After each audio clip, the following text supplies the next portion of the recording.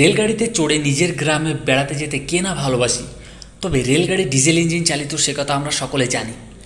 British আমল থেকে ডিজেলের মাধ্যমে রেলযাত্রা শুরু হয়, কিন্তু বৈদ্যুতিক প্রযুক্তির বদলে আমরা ডিজেলের পাশাপাশি এখন ইলেকট্রিক লোকোমোটিভও লাভ করেছি।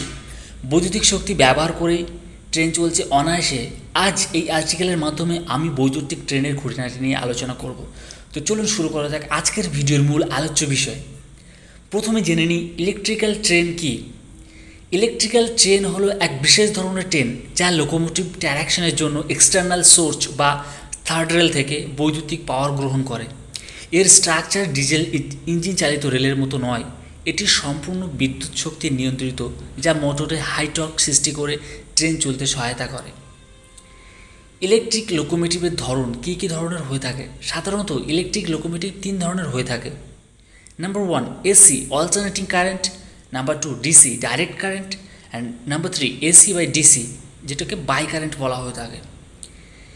এবার দেখে নিই ইলেকট্রিক ট্রেনের গঠন, কী কী পার্টস নিয়ে একটি ইলেকট্রিক ট্রেন তৈরি হয়।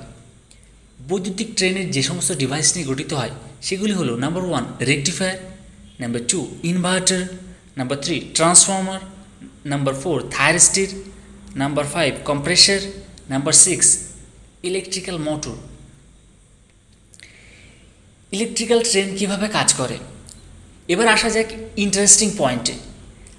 এখন আমরা জানবো এই বৈদ্যুতিক ট্রেন কীভাবে কাজ করে। বৈদ্যুতিক ট্রেনের ফাংশন আমি খুব সংক্ষিপ্তভাবে পয়েন্ট আকারে তুলে ধরছি, ভিডিওটি স্কিপ না করে আপনারা সম্পূর্ণ দেখতে থাকুন। এই যে ছবিটি দেখতে পাচ্ছেন এটি হলো পেন্টাগ্রাফ। এই পেন্টাগ্রাফের কাজ হলো ওভারহেড এইচটি লাইন থেকে বৈদ্যুতিক পাওয়ার সংগ্রহ করা। এই পেন্টাগ্রাফ কার্বন স্ট্রিপে তৈরি হয় এবং এটি ওভারহেড লাইনের সাথে সংযুক্ত থাকে। সুযোগ হলে অন্য একটি ব্লগে এই পেন্টাগ্রাফ নিয়ে বিস্তারিত আলোচনা করব। পেন্টাগ্রাফের সংগৃহীত পাওয়ার সার্কিট ব্রেকারে পৌঁছায়। বৈদ্যুতিক শর্ট সার্কিট থেকে রক্ষা পাওয়ার জন্য দারুণ এই সার্কিট ব্যবহার করা হয়ে থাকে। পেন্টাগ্রাফ সাধারণত সিঙ্গেল ফেজ থেকে 25,000 কেভি ভোল্ট সংগ্রহ করে থাকে, কিন্তু ইলেকট্রিক্যাল ট্রেন চলতে এত ভোল্টেজের দরকার হয় না, তাই একটি ট্রান্সফর্মার ব্যবহার করা হয়ে থাকে এই ভোল্টেজ কমিয়ে আনার জন্য। উল্লেখ্য যে একটি ইলেকট্রিক্যাল ট্রেন চলতে 5 থেকে 7 হাজার হর্স পাওয়ারের দরকার হয়।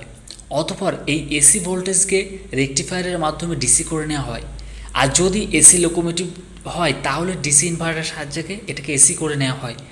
তারপর বৈদ্যুতিক মোটরের উপযুক্ত পাওয়ার পেলে প্রয়োজনীয় টর্ক সৃষ্টি করতে পারে। তো বন্ধুরা, আশা করি সংক্ষিপ্ত আলোচনার মাধ্যমে বোঝাতে পেরেছি ইলেকট্রিক্যাল লোকোমোটিভ ট্রেন কীভাবে তার কার্যপ্রক্রিয়া সম্পন্ন করে থাকে এবং কী কী পার্টস ইউজ করা হয়ে থাকে ইলেকট্রিক্যাল ট্রেনের ভিতরে। তো যদি ভিডিওটি ভালো লেগে থাকে তাহলে অবশ্যই ভিডিওটিতে একটি লাইক করে দেবেন। আর আপনি যদি আমার চ্যানেলে নতুন হয়ে থাকেন তাহলে অবশ্যই চ্যানেলটিকে সাবস্ক্রাইব করে দেবেন, কারণ এই রকম নিত্য নতুন টেকনোলজির এবং ইলেকট্রিক্যালের ভিডিও পেতে। তো বন্ধুরা, ভালো থাকবেন, সুস্থ থাকবেন, এটাই কামনা করি।